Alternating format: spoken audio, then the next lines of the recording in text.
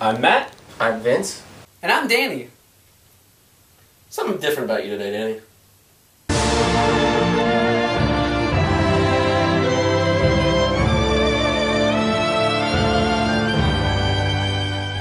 Welcome back, guys, for another episode of KORRACAST. So you may recall in last week's episode, we had to fire our third co-host, Ryan Davis. So, due to popular demand, we brought back Dani. She'll be here until we can find another permanent replacement.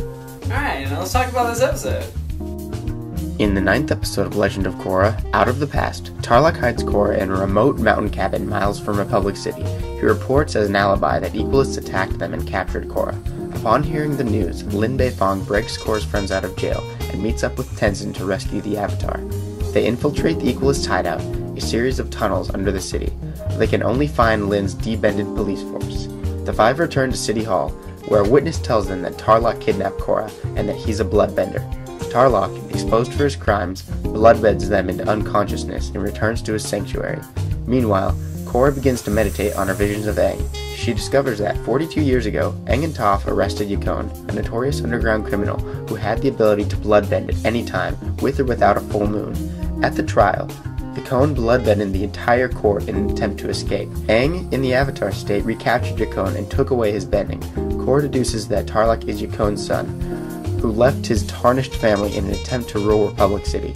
Amon and a group of Equalists arrive at the cabin to remove Tarlok's bending and capture the Avatar. Tarlok endeavors to bloodbend his way out, but Amon is strangely resistant and succeeds in taking his bending away. The Equalists try to capture Korra, but she escapes into the woods. Naga rescues her and they return to Republic City.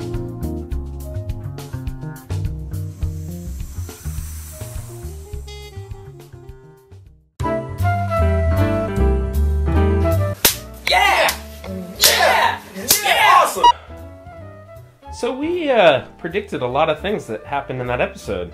We did, definitely. My favorite thing about this episode was that we now no longer have to freeze frame every flashback that Korra has. Finally see it fleshed out. We don't actually have to figure out what is actually happening in the Aang flashback. We actually got to see it. The fact that we actually got to hear all these characters that we loved in the last series, got to hear their voices as adults and just see the way they interact with each other.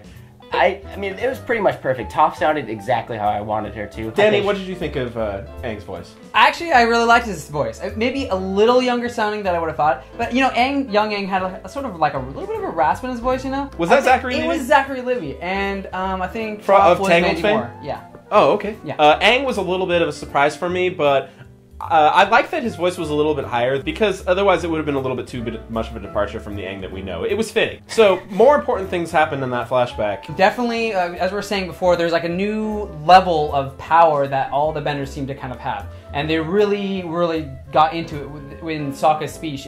You know, he said that they're unique benders. And that's the term that I think I'm going to use for these special kind of people like Combustion Man. And, you know, why are they making a point to spend this much time talking about these past characters and powers? The immediate purpose is so that we can show how boss Yakone and Tarlok is. Right. There was some conversation on the comments boards about whether it was even possible for Yakone to bloodbend an entire room by himself with his hands bound. Some people said that wasn't possible, that there must have been other benders outside the room. But like we said last week, that turned out to be the case.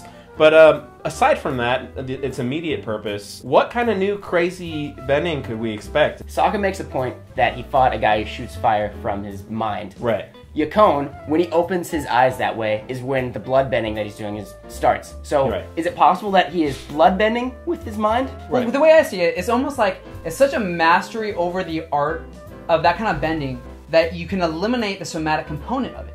That you can basically just do it with your mind. I saw this chart that someone had posted on our Facebook page that it was fan-made, it was from DeviantArt, but it showed all the different types of bending that we're aware of, and some of them that we aren't aware of yet. It was, of course, all speculation. And it was very mathematical, but now I'm starting to think, especially with this speech, that bending is a more fluid concept. It's not so much like, oh, here's earth bending.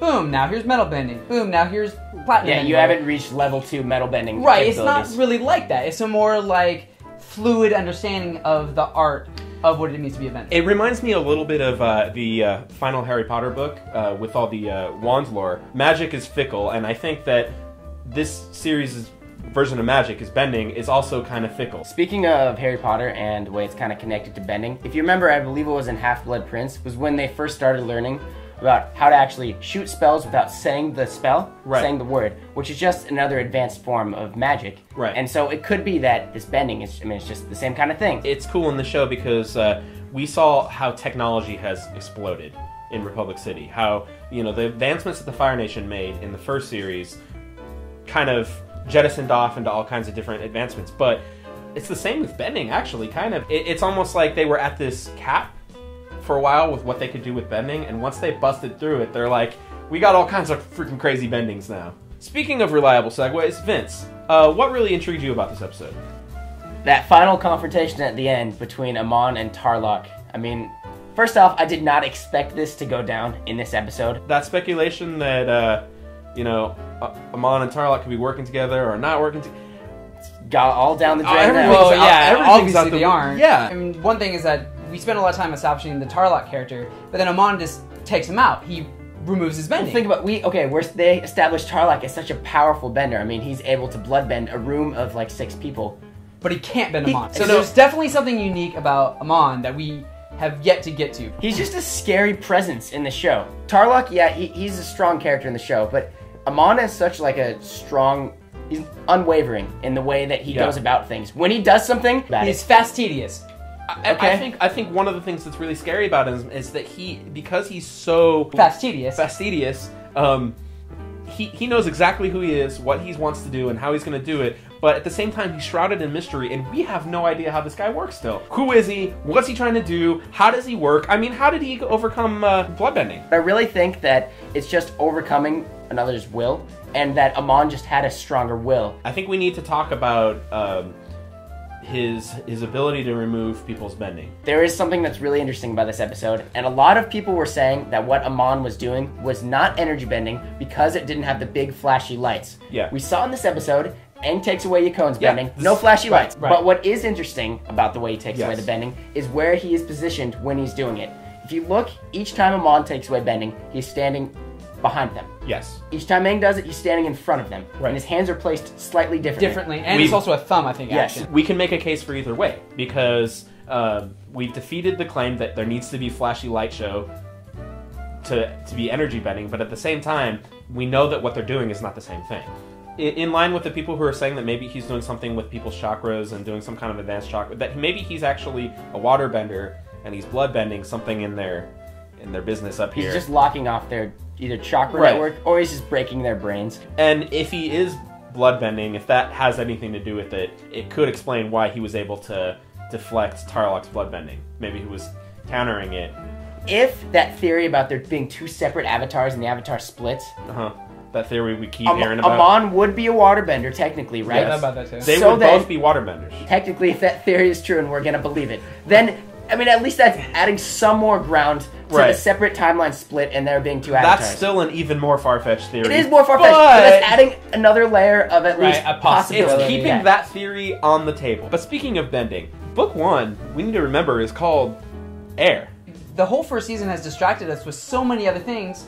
The book is called Air. We've only spent maybe 2 episodes where they've even mentioned it. Right. The other stuff, we got freaking giant robots, we got pro bending, Roshi Sato, Asami, race cars, relationship, fart bending. Maybe fart bending is the advanced form of airbending. Well, I thought about that too. That's an interesting thing. That would show that Milo is already an airbending master. Right. On a side note, because this book is called Air, it seems like we're gonna have to get to it. She's gonna have to master air, just like Aang mastered every element in each appropriate labeled book. We have 2 episodes left, a regular one and a finale, to come to some kind of thing about air, if they're going to draw it full circle. I'm thinking, however she ends up doing it, because she's going to have to, she's going to make some sort of breakthrough in which she discovers a higher form of airbending. The way she's going to learn it is going to be completely different than anyone else has ever learned airbending, I think. Because the way she tried to attack it wasn't working for her. It's not working for her. That actually makes sense. Yeah, You know? so you're So saying however that this she's gonna get roundabout there- way of doing it is going to be a way that's going to somehow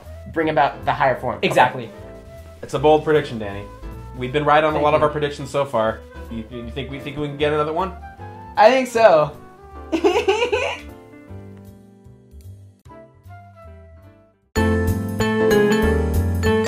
And now it's time for viewer response. For this week's viewer response question, we would like to know, what role do you think airbending will play in the rest of Book 1? Alright, so leave us your things and we'll put your things in our next thing. Now let's look at the responses from last week. I think Tarlok isn't working with Amon at all.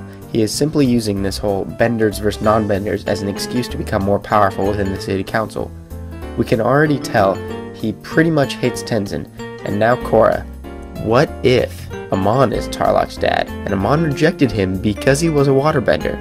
That would explain why Tarlok got so angry when Korra said he was just like Amon. But I don't know how that links it to Yukon. Crazy theory. Tarlok and Tenzin are illegitimate cousins. Sokka plus UA equals Tarlok. I think Tarlok is trying to create a perfect race, just benders, or maybe non-benders did something horrible to him, so he wants to take revenge. Not surprised at all that bloodbending is possible without a full moon. Tarlok just went from slimy politician to badass villain in my book. Tarlok was deeply, madly in love with Chief Lin Beifong years ago, but then she chose Tenzin over him.